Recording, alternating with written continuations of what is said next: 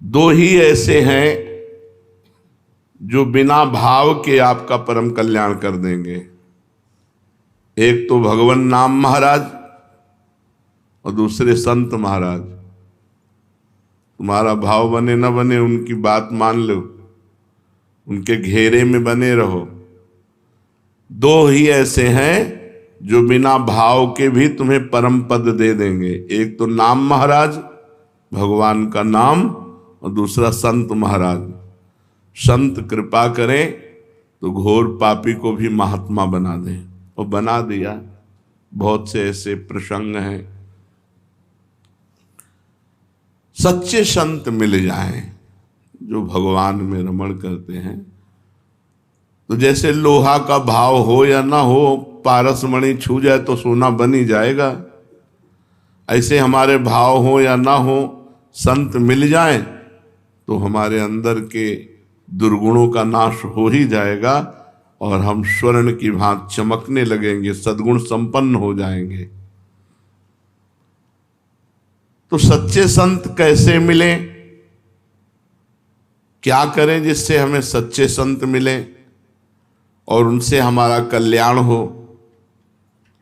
तो देखो, सच्चे संतों की जमात नहीं होती, भीड़।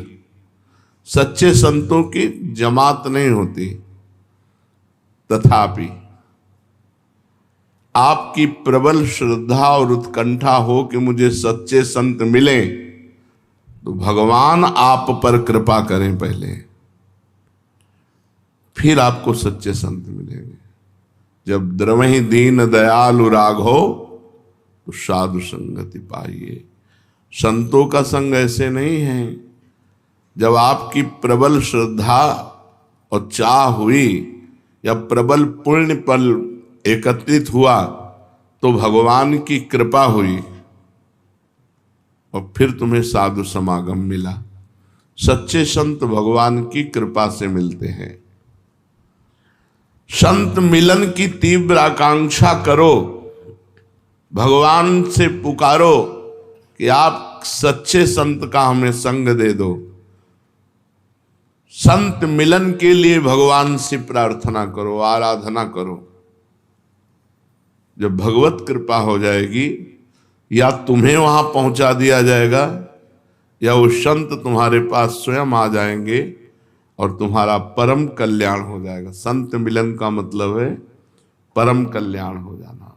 अब निश्चित भगवत प्राप्ति हो जाएगी, क्योंकि अब मुझ भाव भरोस हनुमंता, बिनु हरि कृपा मिले नहीं संता, जो प्रभु मोहि अनुग्रह कीन्हा, तो तुम आय दरसठ दीना।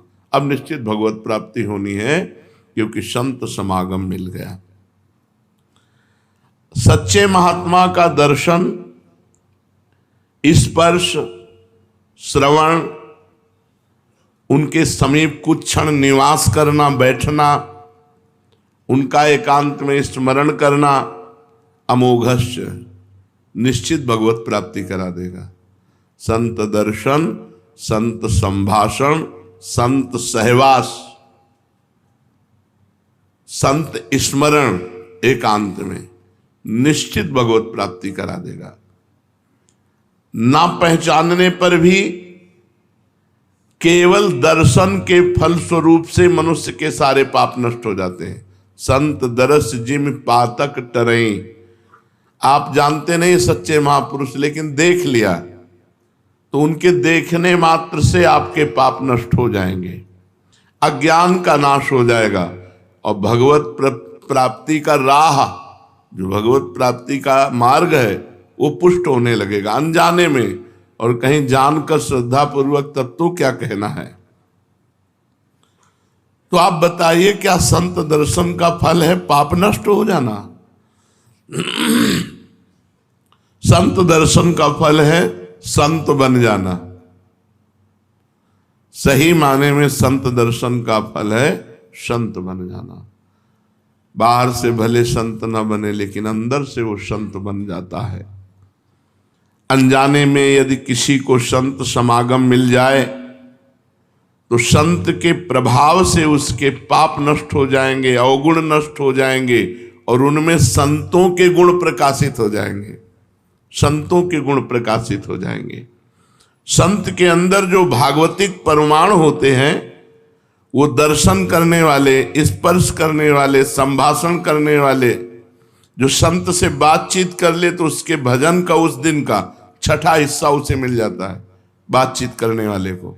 ये हमने सिद्ध महापुरुष से सुना है कि अगर संत तुमसे बातचीत कर ले तो उस दिन का, एक दिन का भजन का छठा हिस्सा तुम्हें प्राप्त हो जाएगा। तो संत के अंदर जो भागवतिक परमाणु होते हैं वो उस काम करते हैं।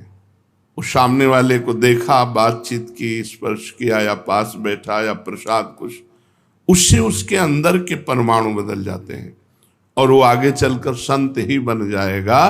भेष भले न रखे, उसकी स्थिति साधुतामयी होगी, उसका स्वभाव संतमय होगा। लोग कहते हैं कि संतों की चरण धूल सिर पर लगाओ, ये क्या है, इसका क्या महात्मा है? संत की चरण धूल सिर चढ़ाने की तो बात रही दूर, यदि उनके चरणों का चिंतन कर लो तो तुम्हारा कल्याण हो जाएगा।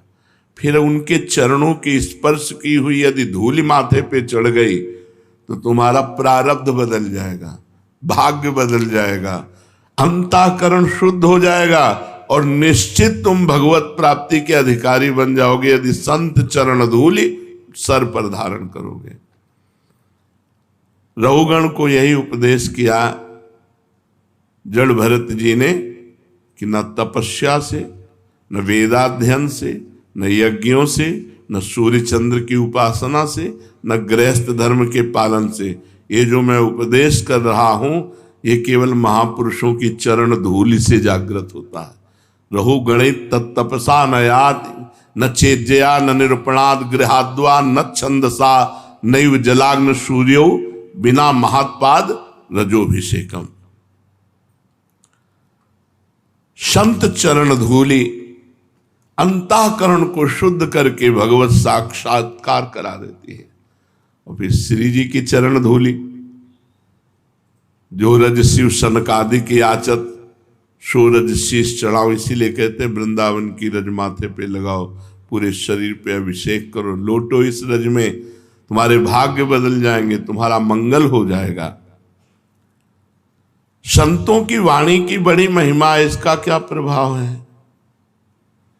संत वाणी सीधा परिवर्तन करती है, सीधा सुना और परिवर्तन होने लगा। देखा बाद में, मिले बाद में, वर्षों पहले गलत आदतें छूट गई, गंदी बातें छूट गई, आप में अच्छी बातें आ गई, बाद में संत से मिले। वाणी का सीधा स्पर्श हृदय में और परिवर्तन, ये संत वाणी का प्रभाव है। जो जितना पहुंचा हुआ उतनी जोर की वाणी काम करेगी, सुनते ही हमारा हृदय परिवर्तित हो जाएगा। अगर कहीं हम उनको देख सकें, सामने बैठकर उपदेश सुन सकें और उसका मनन कर सके तो कहना ही है क्या है। लेकिन केवल अगर हमने सुन भी लिया है तो उसका फल होगा दुर्गुणों का नाश और सद्गुणों का प्रकाश। संत वाणी अमोघ है। आज तक किसी का भी कल्याण हुआ है तो संत वाणी से हुआ है।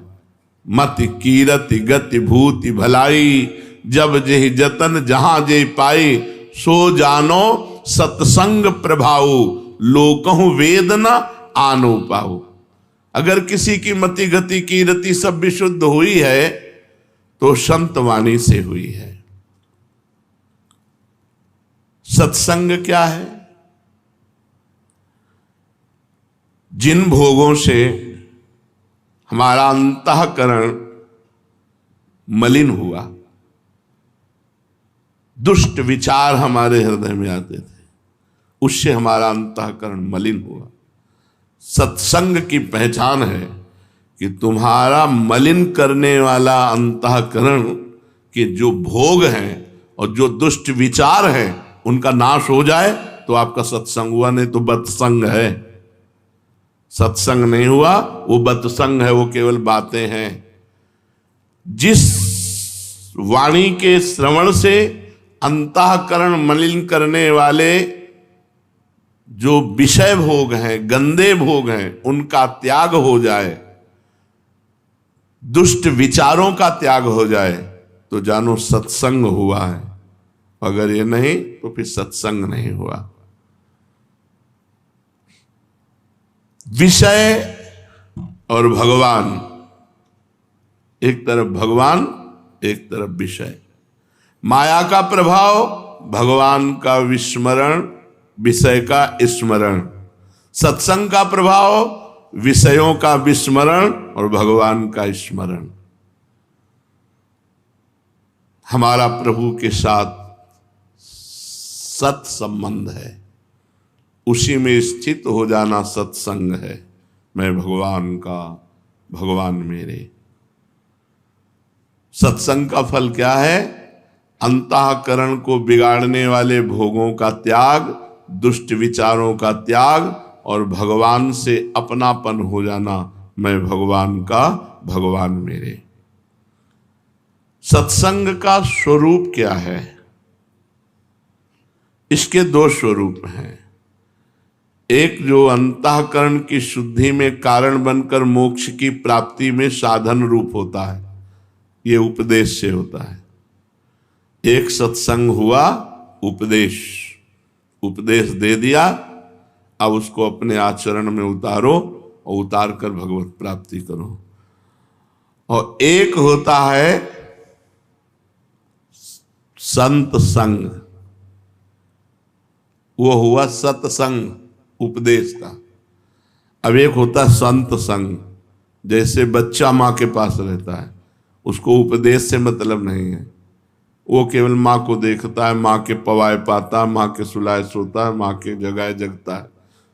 माँ की तरह किसी संत के भरोसे आश्रय में जो पल रहे हैं, इनको किसी साधन पक्ष को लेकर के मोक्ष पदवी नहीं है, ये संग के प्रभाव से वहां पहुंच जाएंगे। दो प्रकार का सत्संग, एक वाणी के द्वारा उपदेश दे करके अंतःकरण को शुद्ध बनाकर मोक्ष पदवी प्रदान करना, और एक समीपता, आठों पहर वो संत की आज्ञा में उनके समीप, उनके बच्चे की तरह, उनको साधना से कोई मतलब नहीं, उनको जो आज्ञा हुई बस वही कर रहे हैं, उनके समीप हैं। ये साधन पक्ष के नहीं, ये शरणागत पक्ष के हैं। ये स्वाभाविक भगवत प्राप्ति हो जाएगी। जैसे पिता की संपत्ति पर पुत्र का अधिकार, ऐसे स्वाभाविक हो जाता है। दूसरे की विशेष महिमा है, इनमें पहले की अपेक्षा दूसरे की विशेष महिमा है। उपदेश सुनकर और उसके अनुसार चलकर मोक्ष पदवी प्राप्त करना, और अपने को सर्वतोभावेन किसी संत के हाथ बेच देना, अधीन हो जाना। तो कह रहे पहले की अपेक्षा दूसरा विशेष है, किसी संत के अधीन हो जाना, ये बहुत बड़ी बात है। सत्संग अगर ना मिले तो क्या करें? बड़े सौभाग्यशाली हैं जिनको सत्संग मिलता है। सुतदारा धन लक्ष्मी पापियों के घर होए, संत समागम हरि कथा तुलसी दुर्लभ। ये साधारण बात नहीं जो बैठ करके आप भगवत चर्चा सुनते हैं। ये बड़े अहोभाग्य, भगवान की बड़ी कृपा की रोज हमें भगवत चर्चा कथन श्रवण का सौभाग्य मिलता है। यदि सत्संग ना मिले तो क्या करें? बड़ा संभव समस्या आ गई। अब भगवान नाम के बिना जीवन अधूरा है, भजन ही है, और भजन न होई संग बिनु, और भजन बिना नहीं प्रेम, भजन बिना प्रेम नहीं, और साधु संग के बिना भजन नहीं। तो ग्रंथों का आश्रय ले। दूसरा उपाय है कि जैसे हम भागवत पढ़ रहे तो व्यास देव जी, सुखदेव जी, इनका संग कर रहे। हम गीता जी पढ़ रहे तो भगवान का संग कर रहे हैं। हम कोई वाणी पढ़ रहे हैं संत की तो उन संत का संग कर रहे हैं, ग्रंथों का सहारा लें। वैसे तो प्रगट बात है, लेकिन जिनको प्रगट में संत संग ना मिले तो फिर ग्रंथों का सहारा लें, खूब ध्यान पूर्वक ग्रंथों को पढ़ें, उसके अनुसार चलें। अगर कोई ग्रंथ के उपदेश से या संत के उपदेश से नाम का ही जप करने लगे और नाम का ही ध्यान करने लगे, फिर आगे चलकर उसको किसी की जरूरत नहीं। वो नाम ही उसको सही रास्ता बताता जाएगा, नाम ही उसके गलत आचरण मिटाता जाएगा और नाम ही भगवत प्राप्ति करा देगा। नाम में रुचि होने तक जरूरी है शास्त्र और संत। जिसकी नाम में रुचि का मतलब होता है अब जी नहीं सकता बिना नाम के, अब उसके लिए कोई जरूरत नहीं, कोई मिले या ना मिले, क्योंकि जो संत संग का फल है वो उसे मिल गया। सब साधन कर यह फल सुंदर, प्रभुपद पंकज प्रीति निरंतर। निरंतर भगवान में स्थिति है चिंतन के द्वारा, तो अब वो खुद महापुरुष हो गया है। अब उसे किसी मार्गदर्शक की आवश्यकता नहीं, क्योंकि नाम भगवान विराजमान है उसके हृदय में। कुसंग क्या है? जिस व्यक्ति के संग से नाम छूट जाए, बुरे आचरण अच्छे लगने लगे, बुरे आचरणों में प्रवृत्ति होने लगे, भगवान का भजन छूट जाए, वो व्यक्ति, वो वातावरण, वो परिस्थिति, वो वस्तु, वो विचार, इन सबको त्याग दे। जिस व्यक्ति वातावरण, परिस्थिति, वस्तु, विचार के संग से भगवान का चिंतन छूट जाए, बुराई अच्छी लगने लगे, उसी का नाम कुसंग है।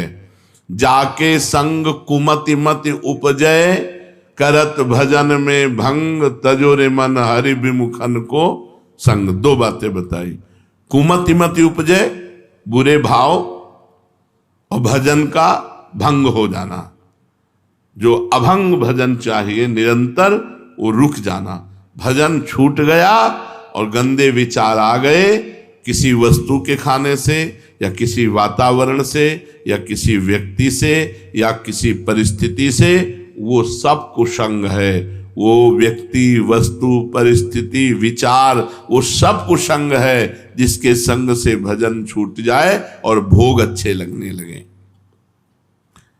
भगवान की ओर से चित्त वृत्ति हटे जिसके संग से, भोग विषयों में रुचि बढ़े जिसके संग से, वो कुसंग है। यही पहचान है कुसंग की। पहचान है भोगों में रुचि बढ़े और भगवान से चित्त वृत्ति हटे, कुसंग हो गया। चाहे वो वस्तु का हो, चाहे व्यक्ति का हो, चाहे पदार्थ का हो, चाहे परिस्थिति का हो। बहुत सावधान रहना। हमें वो खाना नहीं, वहां जाना नहीं, वो देखना नहीं, उससे बोलना नहीं, उससे संबंध नहीं रखना जिससे भजन छूट जाए। जाके प्रिय न राम वैदेही, तजिए ताहि कोटि बैरीशम, यद्यप परम स्नेही। चाहे वो हमारा कितना प्रिय रिश्तेदार क्यों न हो। तो कुसंग का प्रभाव क्या है? मनुष्य को उन्नति के मार्ग से पतन के मार्ग में पहुंचा देना। संग के अनुसार मन बनता है और मन से आचरण होते हैं। तो जब कुसंग होता है तो मन गंदा हो जाता है, फिर मन गंदे विचार प्रकट करता है, फिर गंदे आचरण बनते हैं, दुर्गति हो जाती है। कुसंग का सीधा फल है दुर्गति। इसलिए मनुष्य को कभी नीच का संग नहीं करना चाहिए। नीच माने पतन मार्ग वाले। जो पतित गंदी बातें करे, प्रपंच की बातें करे, भोग की बातें करे, भगवान से विमुख होने की बात करे, वो चाहे कोई भी हो, दूर से ही उसका संग त्याग कर देना चाहिए। साधु और असाधु में अंतर क्या है? बहुत बड़ा अंतर है। असाधु के संग से मोह बढ़ेगा और साधु के संग से ज्ञान बढ़ेगा। असाधु के संग से भोग बुद्धि बढ़ेगी और साधु के संग से योग बुद्धि बढ़ेगी। भगवान में योग। महात्माओं का समागम भगवान से मिलाता है और जो असाधु है, दुरात्मा है, ये नरक पहुंचाते हैं।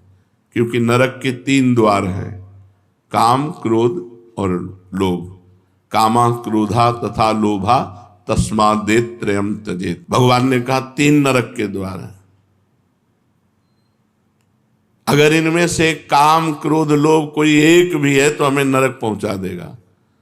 तो वैसे तो हमारे अंदर है ही, अगर कुसंग हो गया तो और बढ़ जाएगा।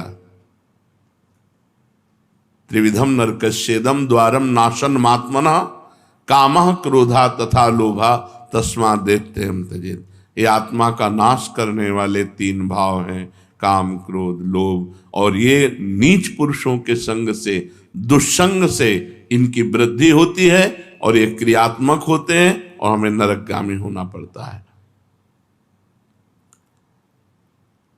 सत्संग की जीवन में कितनी आवश्यकता है। जैसे जीने के लिए श्वास की आवश्यकता है, ऐसे हमारे जीवन के लिए सत्संग की आवश्यकता है। सत्संग नहीं मिला, 2 मिनट में ऐसी वृत्ति हुई, गंदा काम किया, आजीवन जेल, आजीवन जेल।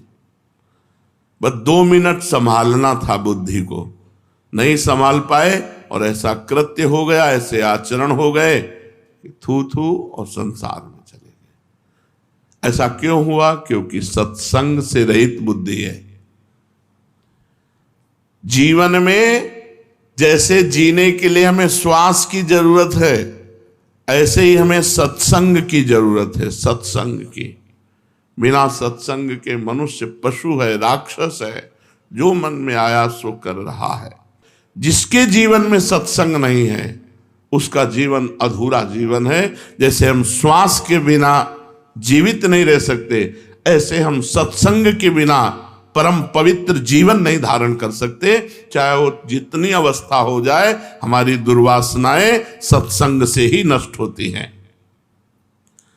संतों का मिलना या उनके पास जाना, ये प्रारब्ध भाग्य की बात है या कृपा की।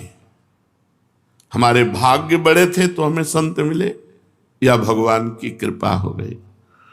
संसार में आना जाना, मिलना बिछुड़ना, ये सब प्रारब्ध के अनुसार होता है, भाग्य के अनुसार। लेकिन भगवान के प्रेमी संतों का मिलन केवल भगवान की कृपा से होता है, भाग्य से नहीं होता। बिनु हरि कृपा मिले नहीं संता, केवल भगवान की कृपा से होता है। भगवान जिसे अपनाना चाहते हैं उसे संत समागम देते हैं। मतलब भगवान ने हमें स्वीकार कर लिया, हमें सत्संग मिलता है, ये प्रमाण है। भगवान जिसे अपनाना चाहते हैं उसे कृपा करके संत समागम देते हैं, और जिसे भटकाना चाहते हैं उसे कुसंग दे देते हैं। बड़ा दुर्भाग्य जिनको संत संग नहीं मिला, कुसंग में भटक रहे।